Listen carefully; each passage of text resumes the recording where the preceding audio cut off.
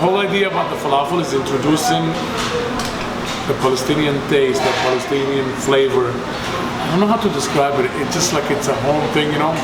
When you grow up on something where your mom makes it, you just have that flavor is something that brings you back to where you were growing up. It's the simplicity of it, not the fancy stuff on it. It was not easy to accomplish. It took me almost a year and a half before I perfected the spices of the falafel, especially the falafel, because it was so dear for me. I even until 2 years ago, I refused to get my falafel mix over here, the spices. I used to have it back home. I have a guy who had the recipe, my recipe, that he used to mix it for me and ship me the spices. This is what I could say, officially there for Palestine.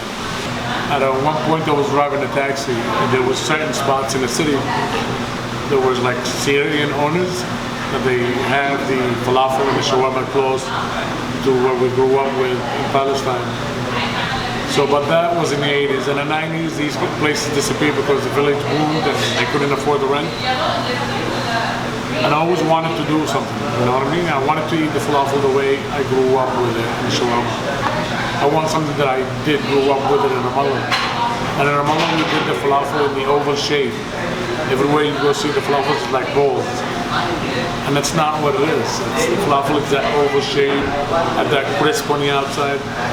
Where when we used to go to school back there too, make the falafel sandwiches, is cut the pita bread in half, or one piece of falafel, 1 spoon of the Palestinian salad. Let's have the tahina, tomatoes and cucumbers thrown into it.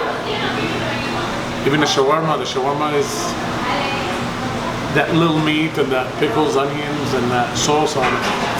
So that was the reason I wanted to open up to get that taste back.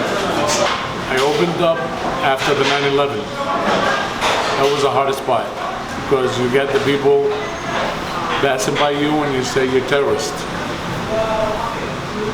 I didn't get upset. I came over here in the 80s. I went through the airplane hijacking, the first World Trade Center bombing. I went through it all.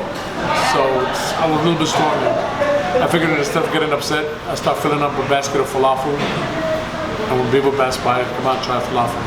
When people were scrolling terrorists, I said, okay, no problem. I'll grab that basket of falafel and follow them.